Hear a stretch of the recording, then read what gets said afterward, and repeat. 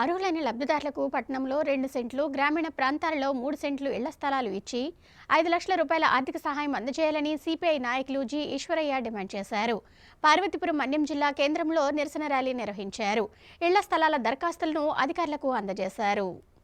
రాష్ట్రంలో కూటమి ప్రభుత్వం ఏర్పడి 9 నెలలు గడిచినా ఇప్పటి వరకు పేదలకు ఇళ్ల నిర్మాణం, స్థలాల మంజూరుకు సంబంధించి ఒక్కడుగు ముందుకు పడలేదని సిపిఐ నాయకులు జి ఈశ్వరయ్య, కామేశ్వరరావు అన్నారు. దీంతో పట్టణ గ్రామీణ ప్రాంతాల్లో సొంతింటి కల నెరవేర్చుకోవాలన్న ఆశ సామాన్య కుటుంబాలకు అందని ద్రాక్షగా మిగిలిందన్నారు. పట్టణ ప్రాంతాల్లో 2 సెంట్లు, గ్రామీణ ప్రాంతాల్లో 3 సెంట్లు ఇంటి స్థలాలిచ్చి ఇంటి నిర్మాణానికి 5 లక్షల రూపాయలు ప్రభుత్వ ఆర్థిక సాయం అందించాలని డిమాండ్ చేస్తూ మంగళవారం సిపిఐ ఆధ్వర్యంలో పార్వతీపురం మన్యం జిల్లా కేంద్రంలో నిరసన ర్యాలీ నిర్వహించారు. అనంతరం లబ్ధిదారుల ఇంటి స్థలాలకు సంబంధించి దరఖాస్తులను కలెక్టర్ కార్యాలయంలో డిఆర్ఓ హేమలతకు అందజేశారు. ఈ సందర్భంగా ఈశ్వరయ్య మాట్లాడుతూ సొంత స్థలంలో ఇల్లు కట్టుకునే కుటుంబాలకు ప్రభుత్వం సాయం అందిస్తే ఎన్నో కుటుంబాలకు మేలు జరుగుతుందన్నారు. సర్వేల పేరుతో ప్రభుత్వం కాలక్షేపం చేస్తుందని ఆయన విమర్శించారు. గత ప్రభుత్వ హయాంలో ఇళ్ల నిర్మాణ ప్రక్రియ సక్రమంగా ముందుకు సాగలేదని, కూటమి అధికారంలోకి వచ్చాక ప్రభుత్వ సాయం పెంచడంతో ఇల్లు కట్టుకునేందుకు సొంత స్థలం ఉన్నవారు చాలా మంది ముందుకొస్తున్నారని